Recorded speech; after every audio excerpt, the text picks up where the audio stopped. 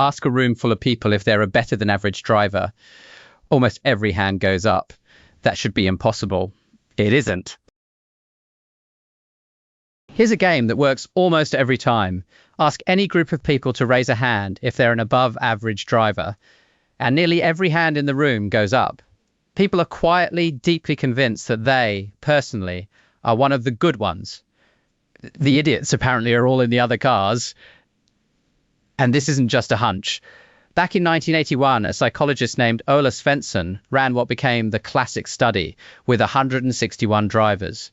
He asked them to rank themselves against everyone else, and 93% of the Americans put themselves in the top half for skill.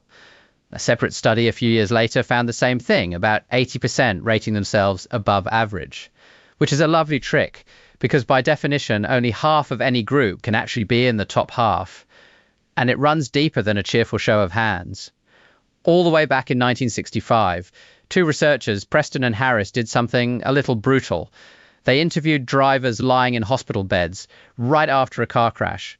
People who had just been in a serious accident, many of them judged to have caused it. And when those drivers rated their own skill behind the wheel, they scored themselves just as highly as a group of drivers who had never crashed at all, bandaged in a hospital bed, at fault, and still, quietly, an excellent driver. It isn't just driving either. Ask people about their intelligence, their honesty, their sense of humor, and the same thing happens. Almost everyone lands above average. Psychologists call it the better than average effect, or more fondly, the Lake Wobegon effect, after a made-up town where, we're told, all the children are above average. So the real question isn't whether we do this, it's why on earth we all do. The first reason is beautifully simple. When you judge your own driving, you have a flood of evidence. Every time you brake gently for a cyclist, every tricky junction you read perfectly, every hazard you saw coming a mile off, a whole lifetime of your own careful moments. But when you judge everybody else, what do you actually get to see? A bumper, a brake light, a stranger cutting in. You never get to sit inside their head and watch them drive well. So you compare your rich, detailed inside story against a thin highlight reel of everyone else's worst seconds. And there's a second trick, hiding inside the word good. Nobody actually agrees what a good driver is, and in 1989, David Dunning showed what people quietly do with a vague word like that. They define it around their own strengths. If you're a cautious, careful driver, good means safe, and you win. If you're a fast, confident driver, good means skilled and in total control, and you win too. Everyone writes their own private exam, and then remarkably, everyone passes it. There's a darker version of this too, for the people who are genuinely bad. The very skill you need to be a good driver is often the same skill you need to notice that you're a bad one. If you can't spot a dangerous gap in traffic, you also can't spot that you keep misjudging it. Being bad at something can quietly rob you of the very thing you'd need to realize it. That's the famous idea people call the Dunning Kruger effect. But I have to be honest with you, because this is where even I got caught out.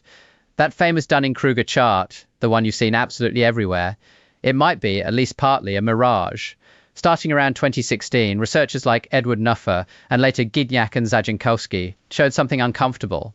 If you take pure random numbers, meaningless noise, and plot them the way the original study did, you get almost the same dramatic shape. A lot of the effect may be a trick of the maths, not the mind. Although, and this matters, even the critics agree a smaller, real signal survives. We are a little blind to our own weak spots, just maybe not as spectacularly as the meme promised. Alright, but by now you've almost certainly thought of the classic comeback. They can't all be above average, that's mathematically impossible. Only half of people can be better than average. It's the smug little fact people love to drop at parties. And here's the twist that turns this whole thing on its head. The smug little fact is wrong, because it quietly muddles two different things. There's the median, the exact middle person, and yes, only half of us can beat the median. But average, the word people actually use, usually means the mean. And the mean and the middle are not the same number. They only line up when things are spread out nice and evenly. And driving, it turns out, is not spread out evenly at all. Think about what actually makes a driver dangerous. Crashes. And crashes are wildly lopsided. Most people go years, even decades, without a serious accident. But a small number of genuinely reckless drivers rack up crash after crash after crash. and that tiny group drags the average way up, which means, measured by crashes, the typical driver really is below the average. Most of us, genuinely, are safer than the mathematical average driver. So the smug fact gets it exactly backwards. When you insist you're a better than average driver, you might, in this one specific and slightly annoying way, be completely correct. Not because you're special, but because the average is being hauled upward by a handful of people who, frankly, should not be allowed anywhere near a steering wheel. But don't get too comfortable, because the real problem was never the maths. It's that almost everyone believes they're not just a bit above average, but firmly in the elite, up in the top 10% of all drivers alive. That genuinely can't be true. And the people who believe it most fiercely, the ones quietly certain the rules are really meant for everyone else, tend to be exactly the drivers you'd least like sitting behind you in the fast lane. So the feeling itself, that warm little glow of "I've got this," is the part worth keeping an eye on. A bit of humility on the road isn't just good manners. Statistically, the drivers most certain they're gifted are the very ones doing the dragging. That average has to come from somewhere. It might as well not be you. So yes, you probably are a better than average driver. Just remember that so is nearly everyone else, and a few of them are absolutely lying. That's the strange comfort of being human. We're all quietly convinced we're the exception.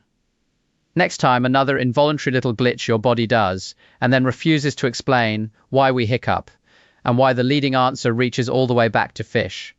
Same channel, same little man, indicating properly.